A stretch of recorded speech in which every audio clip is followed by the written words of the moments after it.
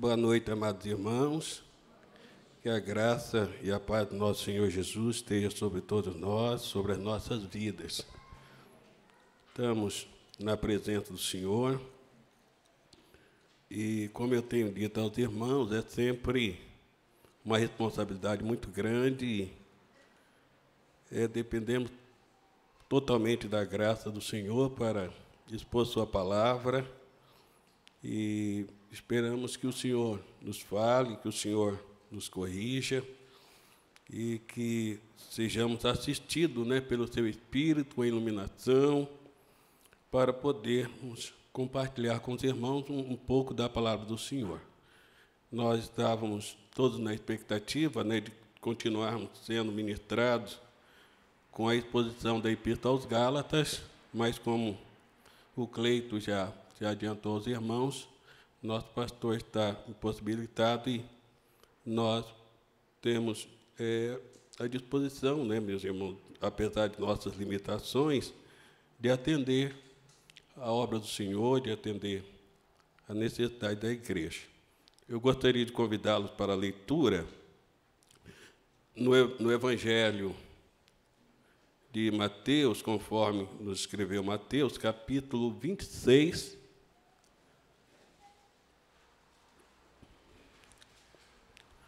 Mateus, capítulo 26, é o texto que trata da instituição da ceia do Senhor. É um texto longo, mas iremos nos prender para a leitura apenas do versículo 26 ao versículo 30.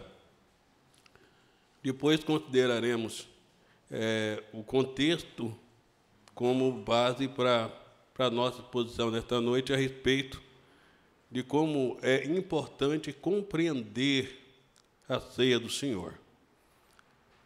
A importância da compreensão da ceia do Senhor. Precisamos compreender este sacramento instituído pelo Senhor e que traz tanto benefício à vida do seu povo. Leiamos, irmãos. Enquanto comiam, tomou Jesus um pão e, abençoando-o, partiu e o deu aos discípulos, dizendo: tomai, comei, isto é o meu corpo. A seguir, tomou um cálice e, tendo dado graças, o deu aos discípulos, dizendo: bebei dele todos, porque isto é o meu sangue, o sangue da nova aliança, derramado em favor de muitos para remissão de pecados.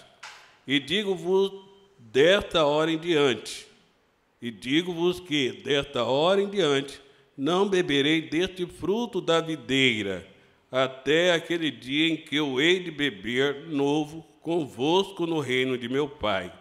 E, tendo cantado o hino, saíram para o Monte das Oliveiras.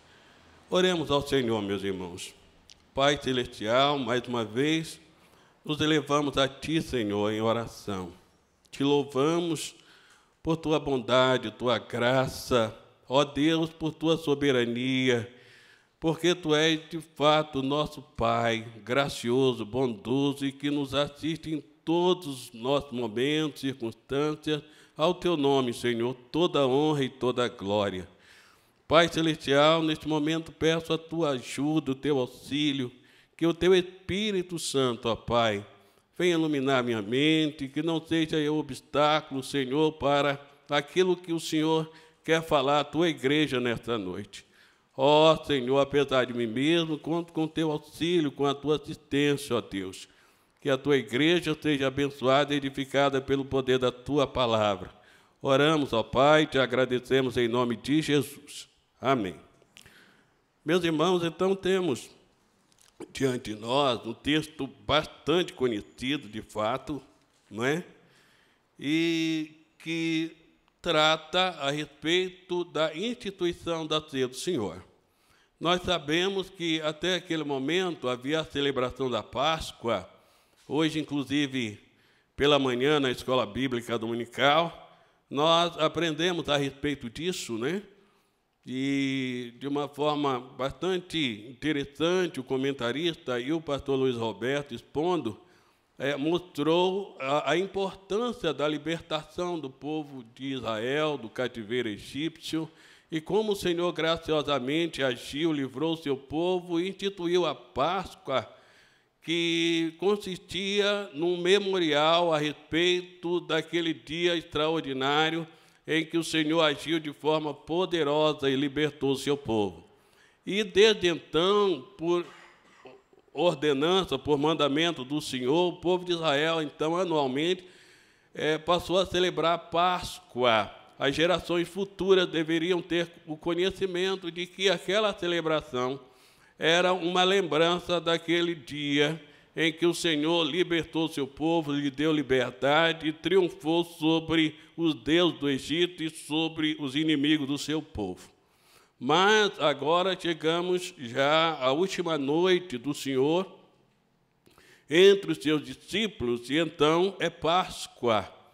E ele celebra com seus discípulos a Páscoa, e nós sabemos, o contexto mostra todo o preparativo, os discípulos que foram à cidade, encontrar o espaço onde a Páscoa seria celebrada, e o Senhor mostra o desejo profundo que ele tinha de estar com seus discípulos naquele momento e celebrar a Páscoa, e em meio a esta celebração, então, ele institui a ceia.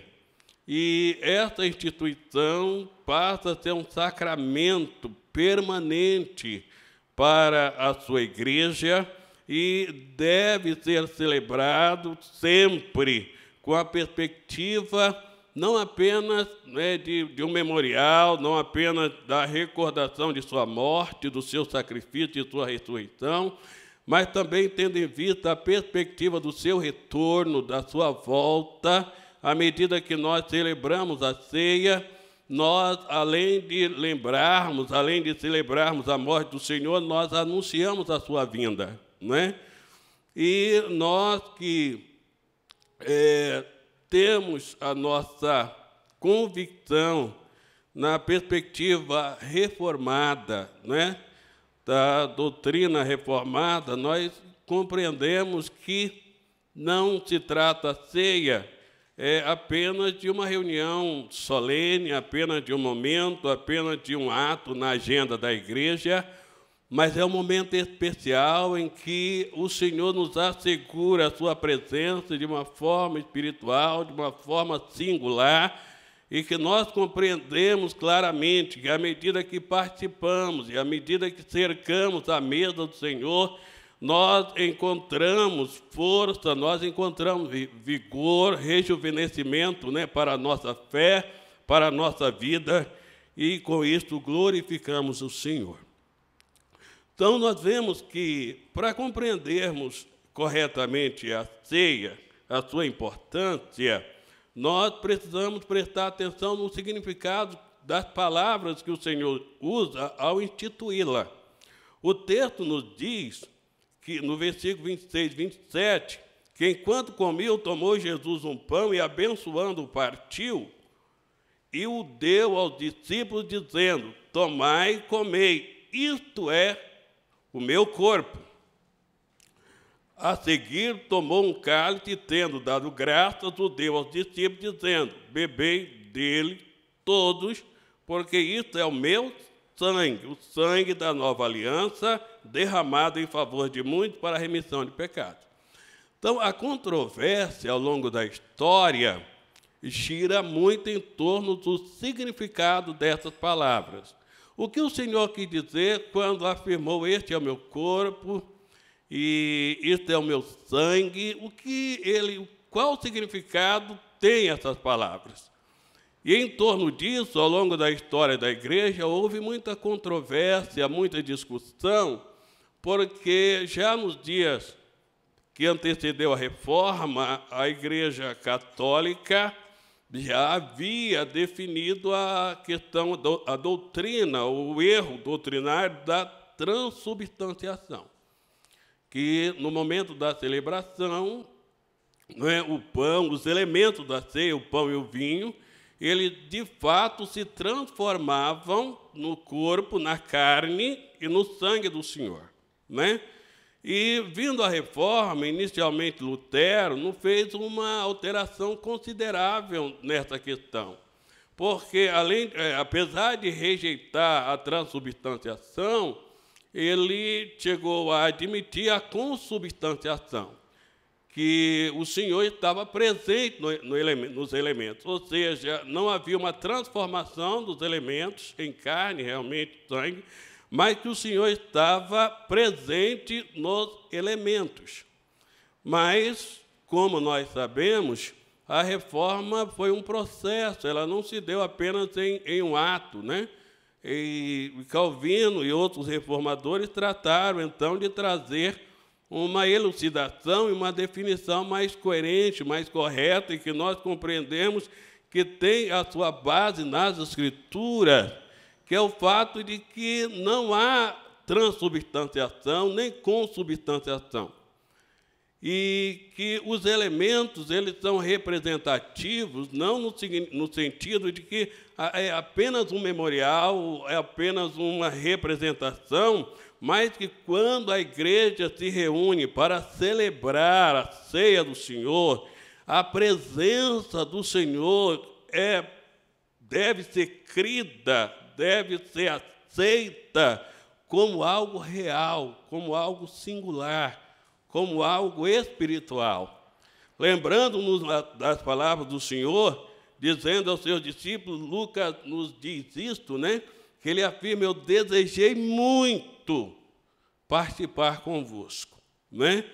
Nós compreendemos que ainda hoje o Senhor deseja muito estar conosco. Quando nós cercamos a sua mesa, nós estamos na sua presença, e a sua presença é significativa neste momento, é singular, é importante, e em sua presença devemos nos alegrar, devemos celebrar, porquanto, através destes símbolos que nós podemos perceber a materialização da sua obra maravilhosa.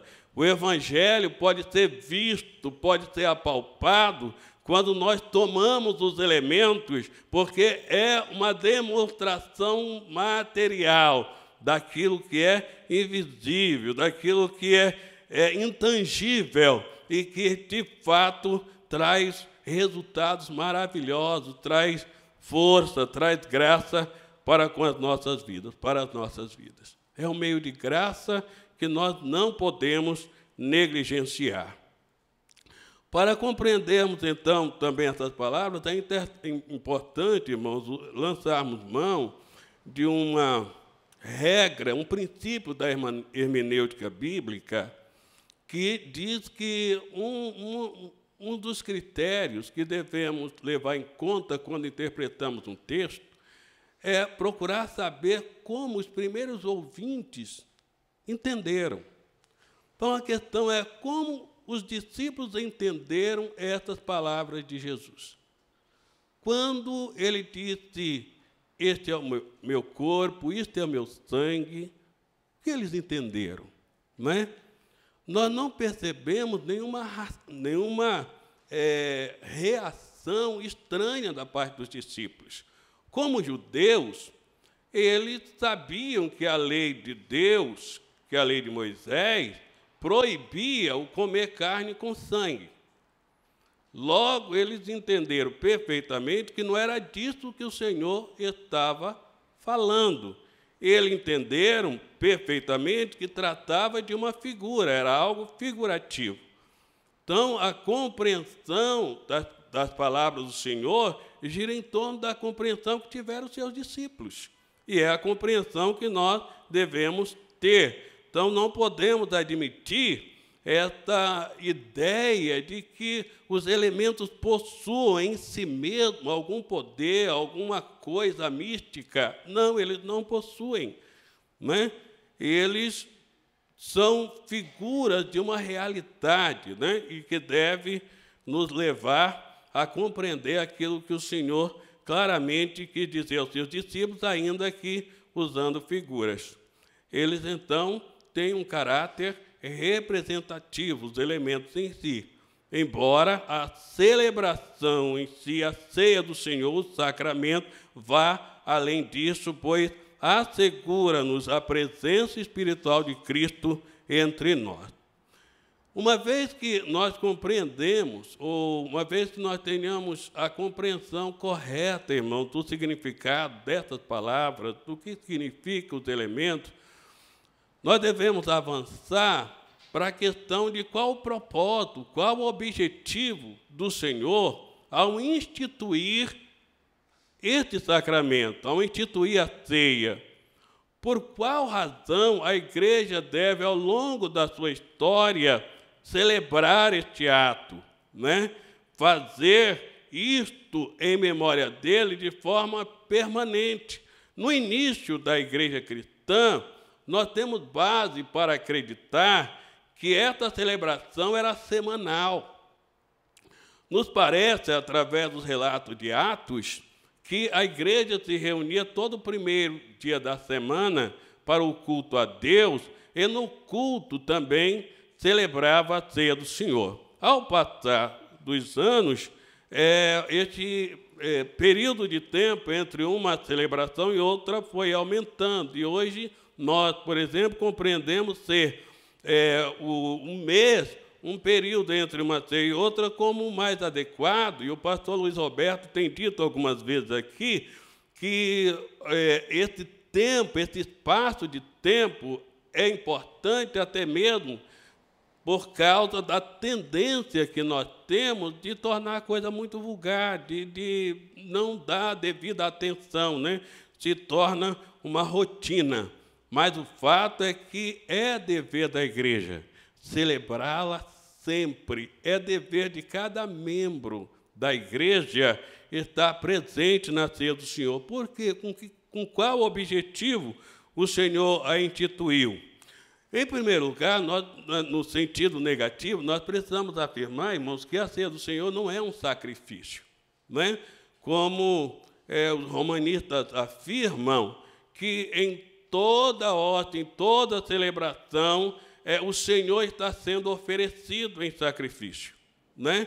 Além de entender, e isso acaba dando elemento para a crença na transubstanciação, eles afirmam que o Senhor está sendo oferecido novamente. Não é um sacrifício, porque o sacrifício de Cristo foi único, eficaz, permanente. O escritor aos Hebreus diz que ele, uma vez por toda, se ofereceu para tirar o pecado do seu povo. Então, nós compreendemos que não estamos diante da mesa do Senhor para oferecer um sacrifício. Ainda vemos, e é muito comum nas orações e na fala de alguns irmãos, a presença do altar, né? Está diante do altar, em algumas músicas, está diante do altar. Isso vem muito da perspectiva católica de que há um altar no qual o sacrifício é oferecido todas as vezes que o sacramento é celebrado. Nós sabemos que não temos mais altar, não é? Mesmo porque nós não precisamos oferecer mais sacrifício. O sacrifício já foi oferecido de uma vez por todas, e ele é eficaz. Então, não se trata de um sacrifício. A ceia, meus irmãos, não tem os elementos da ceia, como eu já disse, eles não têm poder em si mesmo, de modo que, destituído da fé, quem participar da ceia do Senhor não acrescenta nada à sua vida, não é? Não acrescenta nada à sua vida. Se nós nos aproximarmos da mesa do Senhor sem discernimento, sem a compreensão de que somos pecadores, e de fato a esta mesa nos achegamos tão somente por causa da graça dele, dos méritos dele, da sua justiça. Nenhum valor esta celebração tem para nós, nenhum valor esta cerimônia tem para nós. Por quê? Porque ela não tem o poder em si mesmo de produzir vida. O propósito da ceia do Senhor é sustentar a vida, não é? É alimentar a vida do povo de Deus, não dar vida, porque isso é dado através de um ato soberano e gracioso do Senhor, que é a regeneração. Então, de modo que não há nenhum acréscimo se nós nos aproximarmos de qualquer maneira. Eu disse que lançaríamos mão do contexto desta passagem, e neste momento é importante a gente considerar que antes da instituição da ceia, o Senhor, estando à mesa com os seus discípulos, os levou a uma profunda introspecção, a uma reflexão, porque, estando à mesa com ele, o versículo 20 e 21 desse texto nos diz: e chegada a tarde, pôs-se ele à mesa com os 12 discípulos, e enquanto comiam, declarou Jesus: em verdade vos digo que um dentre vós me trairá. E eles, muitíssimo entristecidos, começaram um por um a perguntar-lhe: porventura sou eu, Senhor? Por que o Senhor introduz essa questão neste momento em que ele está celebrando a Páscoa, em que ele irá instituir a ceia? Não é? Foi por acaso? Claro que não.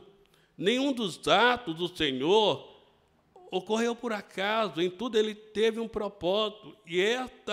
E ao introduzir isto, ao anunciar isto, de que um deles o trairia, ele leva os seus discípulos a uma introspecção. Eles estão profundamente entristecidos. E eles começam a lhe perguntar, um a um: porventura sou eu, Senhor? Porventura sou eu, Senhor? Isso nos leva a compreender o que Paulo disse, que quando nós comparecermos, quando a igreja se reunir para a ceia do Senhor, deve fazê-lo com discernimento, deve saber a seriedade que é. Não podemos chegar de qualquer maneira, né? Nós temos que chegar tendo os nossos corações quebrantados diante do Senhor, confiantes unicamente na sua graça, no seu favor, na sua bondade. E nós vemos que o Senhor responde: o que mete comigo a mão no prato, esse me trairá. Então, isto nos mostra, irmãos, a solenidade, a importância de nós estarmos na casa do Senhor para celebrar a ceia do Senhor, conscientes de que é algo muito sério. Paulo chega a dizer que aquele que participa da ceia do Senhor sem discernimento, ele come e bebe juízo para si. Às vezes nós nos esquecemos, não é, por fazer uma divisão. Antigo Testamento é lei, Novo Testamento é graça, né? Parece que a justiça de Deus se manifestava de forma mais dura, mais rígida no Antigo Testamento, enquanto no Novo Testamento, não, é graça, é misericórdia, é favor. E nós fazemos uma divisão, irmãos, que não corresponde à realidade das Escrituras. Porque o apóstolo Paulo, tratando da ceia do Senhor e falando da sua solenidade, da sua seriedade, ele afirma que, por haver alguns entre os irmãos em Corinto que participavam sem discernimento, sem a devida compreensão da ceia do Senhor, já havia entre eles muitos fracos, muitos doentes e até alguns que já dormiram. E quando ele fala em dormir, ele não está falando do sono físico, está falando da morte mesmo.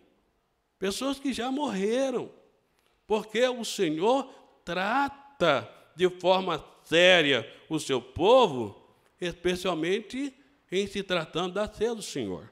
Então, não é um sacrifício, mas isso não significa que seja uma coisa banal, qualquer. Nós que somos membros da Igreja do Senhor, qual é a nossa expectativa quando se aproxima o primeiro domingo do mês? Como nós passamos a semana, como nós vivemos este dia, Ou para nós não é importante, se participamos esse mês, podemos ficar o outro mês sem participar, não tem problema. Como que nós encaramos, irmãos, a ceia do Senhor? Com reverência, de uma forma solene, com espírito quebrantado, ou de qualquer forma, né? Nós precisamos ter esta ideia conosco, né, de que é algo muito sério. E nós vemos, finalmente, que é um memorial contínuo. Nós devemos, ao participar da ceia, sempre lembrar a morte do Senhor Jesus. E o Senhor sempre tratou, irmãos, a memória do seu povo nos seus grandes atos redentores, né? Porque nós temos a tendência de nos esquecer. É próprio, né, do ser humano o não se lembrar, o se esquecer. Nós vemos ao longo da história que, em atos poderosos de Deus, ele institui memorial. Nós já falamos a respeito da Páscoa, que foi um memorial instituído pelo Senhor para que, ao longo de suas gerações, o povo de Deus pudesse lembrar-se da sua origem lá, como eles foram resgatados, como o Senhor, com uma mão forte, um braço poderoso, agiu em favor deles de forma graciosa e os libertou. E depois lhe deu a lei. Isso é significativo, porque não houve uma condição para o Senhor libertá-los. O Senhor não apresentou a eles uma condição: olha, se vocês decidirem ser o meu povo, aceitarem ser o meu povo, eu posso libertá-los. Não, o Senhor agiu soberana e graciosamente, os tirou do cativeiro e os trouxe a si, lhe deu a sua lei, pois o escolheu, já havia escolhido, né, como seu povo. E nós vemos na travessia do Jordão um fato também extraordinário, quando o Jordão, na época de enchente, estava transbordando e não havia possibilidade do povo passar para entrar na terra prometida, e o Senhor, então, abre o Jordão, faz com que as suas águas parem, e o seu povo passa, mas o Senhor orienta os sacerdotes que conduzem a arca a ir ao leito do rio, que está seco, e tomar dali 12 pedras, e com aquelas pedras fazer um memorial. E então o Senhor os orienta de que, quando as gerações futuras perguntassem: o que é isto? Que monumento é este? Então vocês vão lhes dizer: olha, este monumento lembra o dia em que o Senhor abriu o Jordão e fez o seu povo passar para possuir essa terra. E então o memorial dado pelo Senhor é algo significativo ao longo da história do seu povo, né? Com o povo de Deus do Novo Testamento não é diferente, com a sua igreja, né, não é diferente, porque assim como a igreja do Antigo Testamento teve o seu memorial, né, principalmente a Páscoa, a igreja do Novo Testamento, né, também tem, o seu povo também tem, porque é o mesmo povo, irmãos, é uma continuação. Então nós devemos lembrar constantemente, sempre, da sua morte por nós, da sua ressurreição em nosso favor, e anunciar a sua volta gloriosa. Então, quando tomamos os elementos, nós devemos ter a compreensão de que esses elementos indicam a gravidade do nosso pecado. Como o pecado é maligno, quanto o pecado é terrível, porque apenas a morte do Filho de Deus foi suficiente para expiá-lo, para cobri-lo, para perdoá-lo.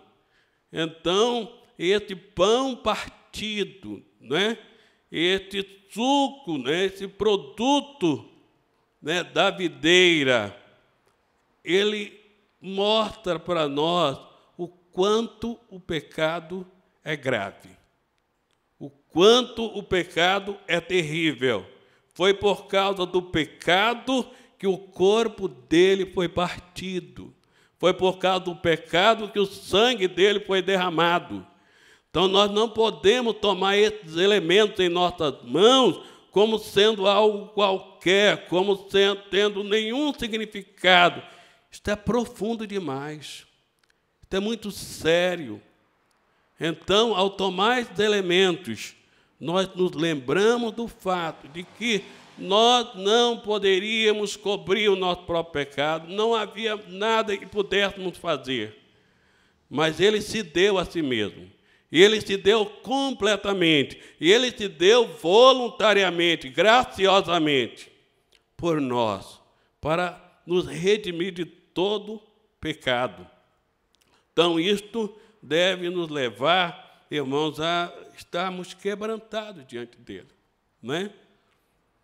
Quando tomamos os elementos na mão, devemos nos lembrar do tamanho da dívida paga, não é? O Senhor, ele, em uma de suas ilustrações, ele fala a respeito desta dívida incalculável que nós tínhamos e que foi paga, quando ele fala-nos a parábola do credor incompassivo. Ele diz que um certo homem devia 10.000 talentos. 10.000 talentos. É lógico que é uma expressão, é uma figura de linguagem para mostrar um valor incalculável, né? Mas ele, não tendo com que pagar, o seu senhor, então, lhe perdoa a dívida. Ele encontra depois um conservo seu que lhe deve 100 denários, uma dívida passível de ser paga, e ele, então, não lhe perdoa, né? E o Senhor, então, com essa ilustração, mostra a compreensão que nós devemos ter do tamanho da dívida que tínhamos. Então, esses elementos também devem nos lembrar a respeito de quão grande dívida nos foi perdoada. Porque à medida que nós percebemos a malignidade do pecado, a sua seriedade, a sua gravidade, e percebemos que foi necessário que o Filho de Deus se desse a si mesmo por nós, para que esse pecado fosse perdoado, isto naturalmente leva-nos à percepção de que grande dívida foi paga, e nós devemos então retornar ao Senhor em plena gratidão, em completo louvor, em completa adoração a Ele, por aquilo que Ele fez, por essa dívida terrível que foi paga graciosamente, sem exigir absolutamente nada, não é? O exercício de uma fé que também é objeto da graça, é o resultado da ação graciosa dele em nossas vidas. Então, com os corações quebrantados, nós devemos tocar esse elemento, sabendo que eles em si mesmos não possuem poder, mas que eles são representativos daquilo que o Senhor fez e que nesse ato de celebração, a presença espiritual de Cristo está conosco, Ele está presente. E Ele deve ser adorado, Ele deve ser louvado, Ele deve ser bendito eternamente, porque Ele é digno. E por último, irmãos, vamos fazer uma breve reflexão a respeito dos participantes da ceia, não é? Quem deve participar da ceia do Senhor? É significativo o que ouvimos aqui em todas as ceias. O reverendo Luiz Roberto diz: irmãos, essa mesa, ela não pertence à Igreja Presbiteriana de Jundiaí, nem à Igreja Presbiteriana do Brasil. Você lembra isso? Né? É bem, né? Não. Esta mesa é a mesa do Senhor. Então, se você não pertence a esta igreja, ou mesmo não pertence à Igreja Presbiteriana do Brasil, a uma outra igreja da denominação, mas pertence a uma igreja em que serve a Cristo e você está em plena comunhão com sua igreja, você é convidado a participar da mesa do Senhor. Não é isso que é dito? Por que isso é dito? Porque ao longo da história da igreja, irmão, também isso foi motivo de controvérsia, de discussão. Ainda tem, né, grupos que defendem a mesa restrita, né, que antes de uma pessoa participar da mesa precisa ser avaliada, é necessário uma entrevista, né, dos líderes da igreja, analisando todos os pormenores, para que então se decida se pode participar ou não da mesa do Senhor. Mas como é que nós podemos chegar a uma conclusão, baseada nesse texto, de quem participa, quem deve participar da ceia do Senhor? Ora, olhando a realidade de quem participou da primeira ceia. Né? Eram homens extraordinários? Eram homens perfeitos? Né? O texto que segue ao texto que lemos nos fala alguma coisa a respeito deles, né? Da condição espiritual desses homens que participaram da ceia do Senhor. Então, versículo 31, então Jesus lhes disse, esta noite todos vós vos escandalizareis comigo, porque está escrito, ferirei o pastor, e as ovelhas do rebanho ficarão dispersas. Mas depois da minha ressurreição, irei adiante de vós para a Galiléia. Disse-lhe Pedro, ainda que venha a ser um tropeço para todos, nunca o serás para mim. Replicou-lhe Jesus, em verdade te digo, nesta mesma noite, antes que o galo cante, tu me negarás 3 vezes. Disse-lhe Pedro, ainda que me seja necessário